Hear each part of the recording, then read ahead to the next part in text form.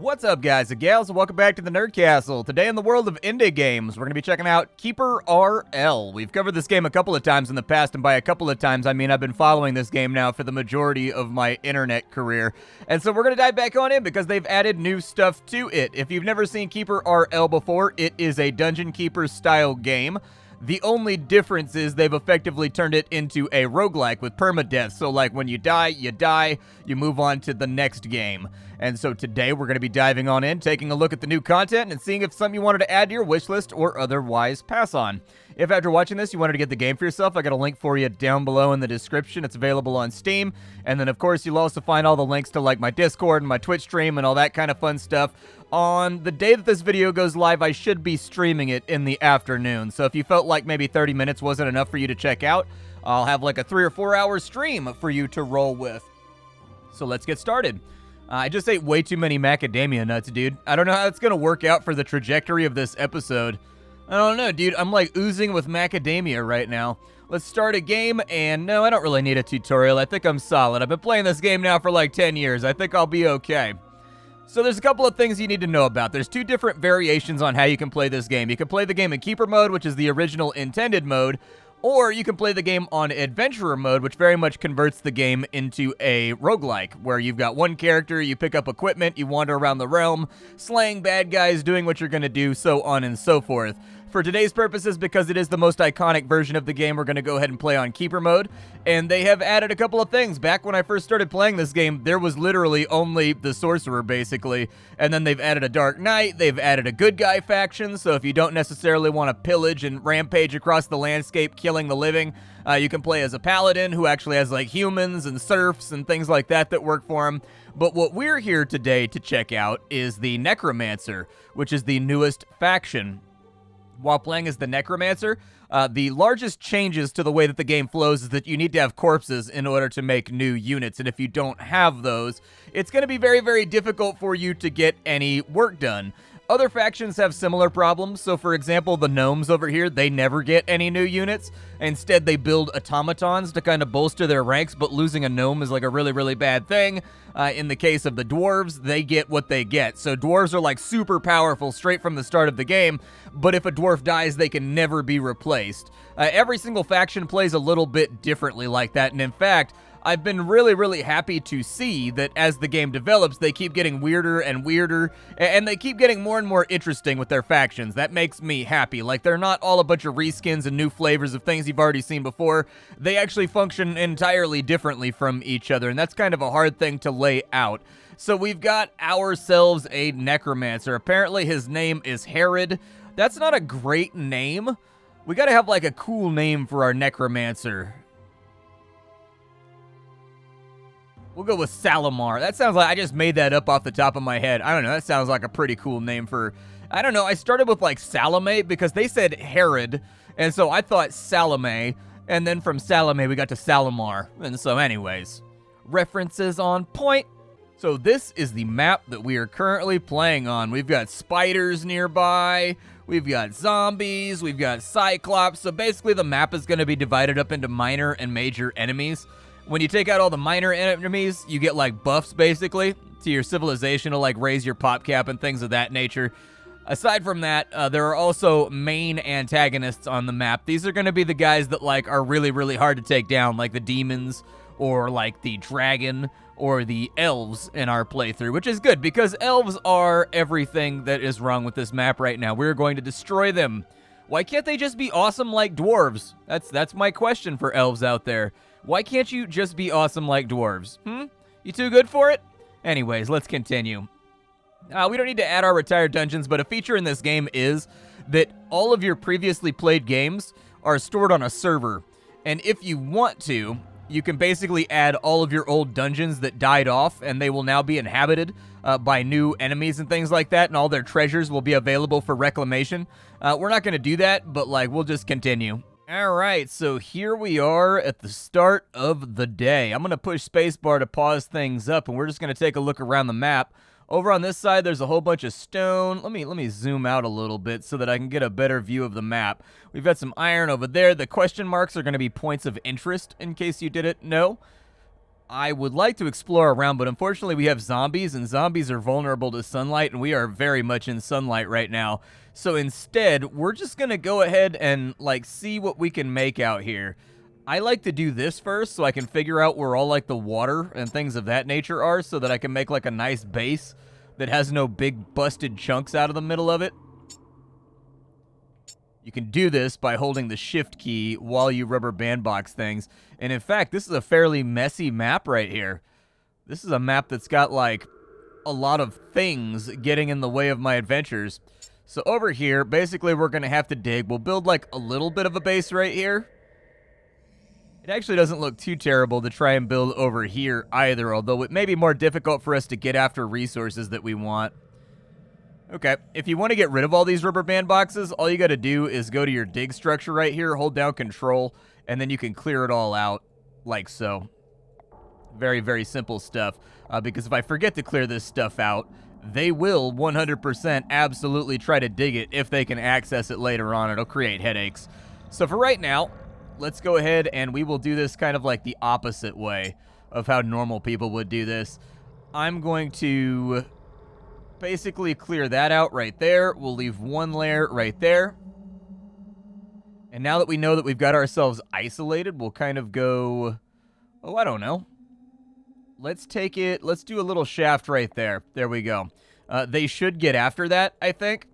We can control each of these characters as well. Like, everything in the game can be controlled via mind control, just in case you were wondering. So I'm going to take our lead around a little bit while they start to dig out the castle. And I'm just going to scout, and I'm going to clear some of this fog of war out. The raven is critically wounded. Oh, we murdered a raven. Very nice. And it looks like nighttime is upon us too, so that's really, really good, because that means my zombies will no longer be burning in the sun. Basically, we want to find where all the enemies are at, and it looks like there's a village down here. So this is going to be one of the first places we want to pillage and raid. Hopefully they don't notice us before too long. We do need to set up some basics with our base before we go any deeper kind of into the chaos. However, looks like there might be... oh, there's bandits down there too. Okay, I'm going to run from the bandit for a second. Ow, I've been struck by a moose. Anybody get the license plate on that moose? He struck me. How are you guys doing over here with the diggins? Are you doing okay? Hopefully they don't come back. If you notice, he's got a magic spell where he can heal himself back up to full. I'm going to go ahead and put this on very fast speed, because these initial excavation adventures can take a long, long time. You'll forgive me if this episode ends up having, like, a lot of random cuts and whatnot. There's a lot of downtime in this game. It's not a particularly fast-paced game. So basically, I think the first thing that we need to do is we need to get some rooms plotted out. I'm just going to do, like, a small room right there, and that is a 9. That sounds good. We'll kind of do the same thing up here. There we go. We'll get that rocking. This is going to be kind of like a long process getting all this stuff established, but we need storage rooms, we need crafting rooms, and then we also need bedrooms, because weirdly enough in this game, your zombies have to sleep, and if they don't sleep, they get cranky and they get morale penalties, because apparently cruising the realm looking for disembodied brains to chow down on just doesn't hit the same unless you got like a full 8 hours. Now, this first room over here, I think what I'm going to do with it is we're going to put in a morgue table over here. The morgue table is going to help out because we need to start making some more zombies. Otherwise, the process of getting our base up and running is just going to be a headache. It's going to be nasty. We also need to strip mine all these trees out real quick, so I'm going to go ahead and queue them up to do that. I don't think they'll go outside to do it until nightfall gets here, but we are going to start to get probing attacks by the other things that are on the map. So whether or not it's like that village that's down to the south of us or those bandits that are in the cave by the village down to the south, we're going to start getting kind of attacked, basically. Evening hasn't arrived yet, but we have finished most of our major excavations.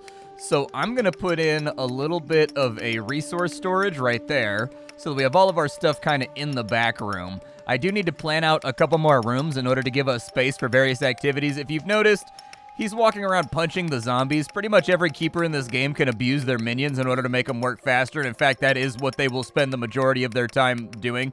There's nothing like letting off a little bit of steam with a good pummeling, in my opinion. I mean, it's probably bad. So here's the thing, right? Is that pummeling is really a fantastic way to feel better about your lot in life. The downside to pummeling is that frequently it comes with considerable legal cost to the pummeler. And so, you know, it becomes one of those things where you just gotta kind of watch out. Alright, nighttime is officially here, so what I need to do is I need to cancel all those orders so that they'll go out and gather wood. The zombies are incredibly slow, and so you've got to kind of account for the fact that they don't move very quickly, nor do they do any activities in a timely fashion. They just walk around feeling drained all the time. However, this should give us a nice little stack of wood right here, and they should bring it back to the stockpile. Whether or not it's all going to get here depends. But there we go. Speed them up a little bit. Make them go a little faster there, Bubba. There you go. Good job. That's how you abuse a minion right there. That's how you put the knuckles to him. And as you can see, our morgue table is now set up, which means I can get a few more zombie workers to make this stuff go a little bit faster. And in fact, I'm going to grab like 5 more zombie workers. And what you'll see is that my keeper should come over here to the workbench, and he should start assembling more zombies. There you go.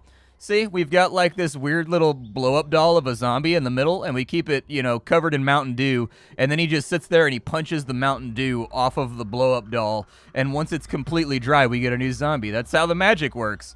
People like to think that magic is all about, you know, double, toil and trouble, but no, dude, it's way, way more esoteric than that in reality. Like, if you had told me that the path to, you know, becoming the most powerful warlock to ever exist was mostly just going to be punching blow-up dolls covered in Mountain Dew, I'd be like, that's a weird ritual. That's a weird ritual, all right, but I accept this. And now that we have more zombie workers, we should start to see the labors go much, much quicker. And I think the benefit of being the Necromancer is that I don't think he has a pop cap. Like, normally most factions have to deal with this number down here basically being very, very slim, and you're always trying to, like, operate inside of that and figure out what challenges you can take down with the population you have available to you so that you can raise your population cap again later. But it doesn't much look like he has that problem. I'm pretty sure he's kind of like the Zerg Swarm faction, where ultimately our goal is to blot everything out with every single zombie we can possibly get our hands on. So we're going to let them. I'm not going to do any more digging for right now because I really, really well and truly want them to bring all the wood inside the dungeon. But once that's done, we'll start hollowing out some more areas. Then we'll go raid the countryside once we've got a few more minions, and I think it's going to be a good time. Now daytime is upon us. The enemy of the dark. Let's go ahead and continue this excavation over here. So I'm going to need this to go, like, how far out does that go? That goes out 9. Is that 9 right there? I think that's 9. There we go. All right. And then we'll just do the same thing right there. And now, with all these extra zombies we have around, this should go very, very quickly. Indeed, we are also going to need to fill in more doors. We haven't been attacked yet, but we should probably get some minions that are okay, in general, with defending the base. Now, I don't know how I store corpses. There's a skeleton over there. I'm guessing the number just iterates upwards every time we kill something, would be my guess. I don't know that for a fact, but it feels like it may be the case. So we can get skeleton warriors, we can get skeleton archers, and we can get skeleton wolves. Yeah, let's go ahead and get like 4 skeleton warriors, 2 wolves, and that should do for right now for like a little war party that we can put together to go outside and maybe attack the living. So our army has been assembled. We have several good boys right here. 1 or 2 of them. They've got 13 armor and 25 attack. It doesn't seem like they're going to age very well, but actually the Necromancer seems to use another upgrade system as well, where there's these things called balsams. I don't know where we get them just yet, but you can use balsams apparently to like permanently upgrade unit types and stuff like that, which actually sounds like a really interesting and compelling mechanic. I'm actually super interested in that, so I'm starting to get some doors placed on in here. I've also made some work tables over on this side so that we can start crafting gear. I'm not going to be able to craft that gear until we've got to make 2 zombie artisans so that they can work on things. But every single one of these units that you're seeing on screen actually has like traits and things too. Like you never quite know if they're going to be like good at stuff. Well, at least with the other factions they do. Wait, the skeleton wolf is an equipment? Oh, he can ride the skeleton wolves? Oh, dude, that's sick. I had no idea. I was like, why does he have an equipment slot for a dog? I'm not complaining. I'm questioning.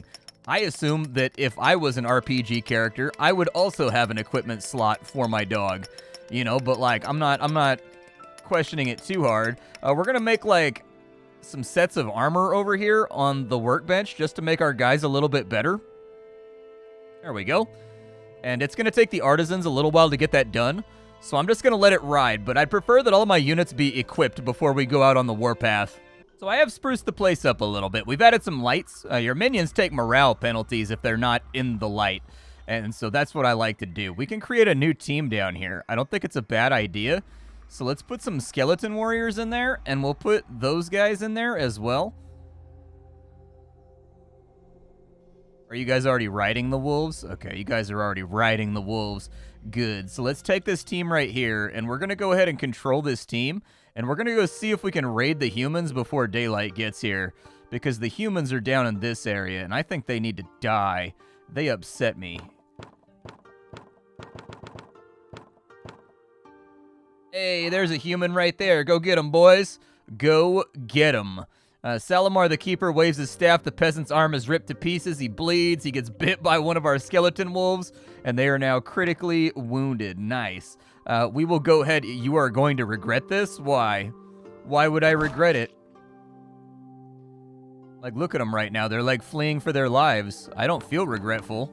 I feel like things are going pretty good for me right now. Oh, nice! We wiped out the tribe of humans. It was done that quickly. Nice. What is that right there? A peasant leg? Alright. Can I pick up, like, all these corpses and stuff? Like, how does that all work? We also need to beat down all these doors. Okay, there's something dead inside of there. Oh, wow, that was a really, really, really small room. Okay. What if I switch to you? Like, I pick some of this stuff up. There we go. Apparently he's overloaded now. That's okay. He can be overloaded. Alright, exit control mode, I suppose. I need to figure out how I collect these corpses. That's my next thing. So I think what's going to happen here is we're going to have to get ourselves access to graveyards so that we can store up the dead bodies. Now, it doesn't matter if the bodies are juicy or if they're dried out, but for right now, the way to get that done, I think, is really just going to be... There we go. Go grab all that stuff, too. There we go. Anyways, the way to get this done is going to be just to quarry this entire area out. I don't very much want to quarry it all out, but with the layout that we've got, we'll just quarry away. Let's send the zombies off to go do their thing. And now that we've killed an enemy, what's going to happen is you can go to this little menu up here, and anytime you wipe out an enemy tribe, you get research points. We can use research right now to either get advanced necromancy, we can get embalming. Embalming is going to unlock the balsam system, which is basically how you customize all of your undead. So you can give them extra heads, you can give them wings, you can give them tons of arms, you can do all kinds of stuff with this process. And in fact, I think it's pretty in-depth, and honestly, it's a breath of fresh air. Like, I really, really liked it. It looks like they've incorporated some of the ideas that were initially established from the gnomes and sort of folded them into necromancy in kind of like their own way. We can also learn sorcery, which would be good for our main keeper. That's going to allow him to study at a bookcase and learn new spells. We can get archery, which will allow us to build bows so that we can actually make skeleton archers. There's distillation, which allows us to make rat moonshine. We've also got ironworking that allow us to make better training dummies and better weapons and gear for our characters. Let's just start out with embalming, since that's a new mechanic right there. And I'm going to make one. So the laboratory requires stone. That's okay. Throw like 2 of those in there. I don't know how many I'm really going to need, but I know how many I want. And the answer to that is simply 2. I don't know if you were expecting a punchline right there, anything interesting to happen, but there was no punchline right there. That was kind of like a purred happily moment for me. Now that we're bringing in stone, I wanted to get some graves knocked out, but I don't know exactly where I want the graves to go. We do kind of need to have like a little space for the graves. Maybe I'll do something like down in here. Yeah, let's try that. I mean, we've got like this nice little nook right here with this outcropping of wall, so I don't see any reason why that wouldn't work. That sounds satisfactory to me. Let's kind of like get down on it, because I'm pretty sure what's going to happen here is that these graves are going to allow me to store corpses, and that's the reason why our corpse count is not going up even though we're killing enemies, is because we don't have any place to put them. Effectively, we need the same kind of storage we have for resources down in and over here. The other thing is that we can ascend to become like a super necromancer if we can get 500 bucks together to make a phylactery, and that's when we'll kind of transcend and become like a Grim Reaper looking, you know, we'll look like the guy off the front of like off the front of like a Black Label Society album. We'll look like we're straight off of a Children of Bodom album. After we get the phylactery made. But for right now, we're made of flesh and bone, and we're disgusting, and we're squishy, and we have fluids and all that kind of stuff. But soon, we will be perfect and ethereal. So we've got our little graveyard hollowed out. Let's see if we can get this to work. Now, I don't know if it's going to be 5 per tile. In fact, it is. So it's 728 times 5. We should still be good. That's only like 140 stone, I think. Is the grave like a... Did I just place like 100 graves? Let's see what they do when they put in the first grave, and then we'll find out after that. Now, these balsams, they look like they all... Okay, so these balsams are all going to cost us money. However, we've got one that just flatly gives one of our undead another head. We've got one that makes them dig faster, so that would be really, really nice for our workers. We've got one that makes them... Wow, it gives them infinite weight capacity? That's amazing. Okay. Yeah, and we're probably going to want to put swarming on a lot of people too. So in a lot of cases with the other keepers, a lot of these abilities right here are basically randomly and procedurally generated. It makes these guys kind of strong, if you think about it. Let's just kind of wait and see what happens here. I think I may have done this improperly. I thought I was going to designate like an entire floor space for... Let's just kind of do that right there and see what happens. Like, it's possible that these are like chests, basically. Yes, choose all. Bring everything over here. Yeah, there it is. Now we have 16 corpses to play around with. Hell yeah. Okay. Absolutely. I don't know if they'll go and gather the skeletons all by themselves, because there are a lot of bodies laying around. Something tells me probably no. We probably have to give them like a manual gather command would be my guess. That would be my line of thinking. I'm probably going to dig down deeper too to see if we can find some gold. I need to find a gold vein or something. Oh, it's nighttime. Nice. Let's go ahead and rally the troops here. Oh, we need to go hit those bandits that are down there and wipe them out as well. I don't know where they're going to be at, but we'll do our best to kill them. Why are you guys walking so slowly? Did you guys get, like, debilitated or something? There are body part injuries in this game, just like you would have in Dwarf Fortress or whatever, where you can have your minions basically get really, really debilitated. Let's kind of zoom in. I can't really see what's happening here. It appears to be the case that we are winning, is what it looks like, and I enjoy winning. What just happened here? You are being attacked by a bandit? Yeah, I know. I'm always being attacked by a bandit. Oh, I've been blinded. That's what happened. My skeleton has been killed, unfortunately. So we need to pick another skeleton and get on in here. Oh, wow, that one got killed too? Okay, this might not be going well. Yeah, this might be going poorly. Let's go ahead and I'm going to make sure the keeper stays over here. And if they want to get in there and they want to scrap, that's fine. Oh, I'm riding on a bone dog now, too. Hell yeah, dude. Did we win? I don't think we won. There we go. We got another one. I'm a little bit worried, because if my keeper dies, my game is over, so I really should not be putting him at risk like this. Hey, the tribe of bandits has been destroyed! Very nice. That's the good stuff right there. All right, so we'll exit control mode. You guys go back to base. I'm going to send people down here to basically collect all this. Yeah, just grab it all, dude. Just grab it all. It's equipment. It's other goodies. if we don't have use for it, it'll just sit inside storage. No biggie, no harm, no foul. I don't know what the key goes to. I'm pretty sure keys open locked chests, but I'm pretty sure you can bash chests as well. So I don't think it's really going to matter altogether that much. We've collected all the stuff. That gives us 31 corpses. Not bad. Not bad at all. We don't know what else is on this map, so we do need to dig down into here and find out what that is. And then we probably should dig around. Wasn't there? Oh, no, there's not. There's only one more point of interest on this map. Cool. Once we're done with all the point of interest on this map, we can basically go to the edge over here with our army, and it'll take us to the overworld map and ask us where we want to go. And then we've got to kind of pick and choose our targets. For me, personally, I'd probably go after the zombies. They're probably the easiest target up front. After the zombies, I would probably go for the spiders. After the spiders, I would go for the ants. And then after the ants, I would probably go for the dryads. And then from there, I'd probably go after the elves. Then I go after the demons. Then I go after the dragon. Dragons can be kind of problematic in this game. You can also get dragons on your side, but this is a game that has a tremendous amount of content. Like, I can't recommend it highly enough. This is one of those games that's been worked on for a really long time, and about twice a year, it gets like something major added on in. And that's a good thing. And so anyways, on those days where it gets something good added on in, it usually adds an entire new army with an entirely new unit set that basically gives you like another 80 hours of gameplay. And once you clear out the map and kill all the enemies, the game is not over. There are secret dungeons around.